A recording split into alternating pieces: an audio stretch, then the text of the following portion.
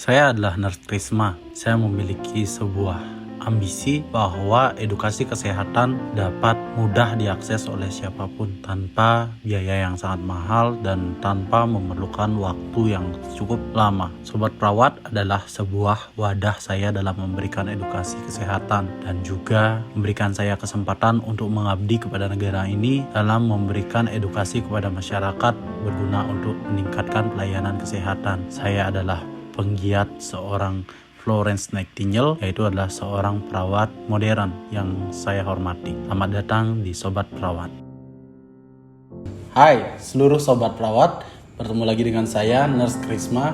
Nah, pada hari ini saya akan membahas sebuah topik di channel Sobat Perawat ini, yaitu tentang informasi kesehatan atau tentang promosi kesehatan. Nah, salah satu program di channel Sobat Perawat ini adalah program Promkes, yaitu edukasi kesehatan untuk seluruh sobat perawat. Oke, jadi kali ini kita akan membahas sebuah penyakit nih. Jadi penyakit ini merupakan tren di masa kekinian, yang mana beberapa tahun ini angka dari orang yang mengidap penyakit ini lumayan banyak, yaitu penyakit gula atau yang sering disebut dalam bahasa medisnya adalah diabetes mellitus. Nah, apa itu diabetes mellitus? Jadi di sini kita akan mengenal diabetes mellitus itu sendiri. Yang pertama adalah diabetes mellitus merupakan penyakit yang diakibatkan oleh kurangnya yang namanya hormon dalam tubuh kita, yaitu hormon insulin yang berfungsi untuk memecah gula, sehingga kadar gula di dalam tubuh kita menjadi tinggi. Gula darah yang tinggi ini, yang lebih dari batas normal ini, disebut dengan penyakit gula atau diabetes mellitus.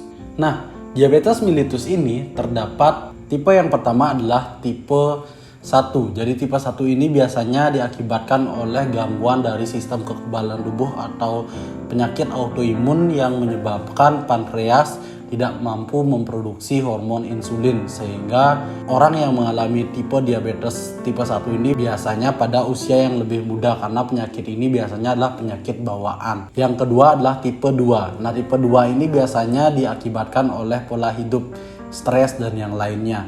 Nah, yang dimaksud pola hidup itu yang pertama adalah pola hidup yang tidak baik, mengkonsumsi yang makanan yang tinggi gula dan juga berlemak, dan mengkonsumsi makanan berlebihan biasanya menyebabkan seseorang mengalami kegemukan. Nah, ketika seseorang mengalami kegemukan dan tidak disertai dengan olahraga, menyebabkan kelebihan kadar gula dalam tubuh sehingga tidak dapat dipecah oleh hormon insulin yang ada dalam tubuh kita, sehingga gula tersebut mengendap dalam tubuh kita, maka menyebabkan kadar gula tinggi. Nah, ketika seorang menyatakan beberapa kali pemeriksaan kadar gulanya tinggi, dokter akan mendiagnosa seorang tersebut dengan penyakit diabetes. Tipe 2 ini juga dapat disebabkan oleh faktor penuaan, karena ketika kita tua tentunya organ di dalam tubuh kita akan menua juga dan fungsi organnya juga akan menurun. Nah, termaksud pankreas. Nah, ketika fungsi pankreas menurun, maka insulin yang diciptakan di pankreas atau dikeluarkan di pankreas akan berkurang juga, sehingga gula yang masuk ke dalam tubuh kita tidak dapat dipecah oleh jumlah insulin yang sedikit tersebut. Dan yang terakhir, terdapat juga tipe diabetes gestasional. Nah, ini merupakan penyakit kencing manis yang terjadi pada wanita, khususnya pada wanita hamil. Nah, tipe diabetes ini sangat penting untuk ditangani, karena ketika ini tidak ditangani pada saat kehamilan dapat menyebabkan risiko yang tidak kita inginkan, seperti keguguran dan penyakit pada anak-anak atau penyakit autoimun yang tadi saya sebutkan ketika anak tersebut berhasil untuk lahir. Oleh sebab itu, penanganan diabetes gestasional ini sangat penting.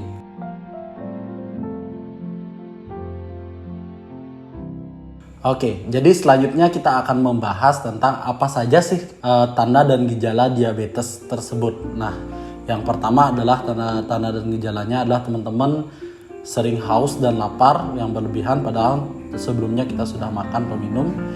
Yang kedua adalah sering buang air kecil, dan yang tanda ketiga adalah lemah. Nah, tanda selanjutnya pada teman-teman atau seseorang yang mengidap diabetes biasanya ditandai dengan luka yang sangat sulit untuk sembuh. Hal ini dikarenakan kadar gula yang terlalu tinggi dalam darah sehingga darah tidak dapat mengangkut nutrisi atau partikel yang dapat mempercepat persembuhan luka seperti protein seperti itu, sehingga bagian luka yang teman-teman alami tersebut tidak dapat sembuh lebih cepat dari orang normal.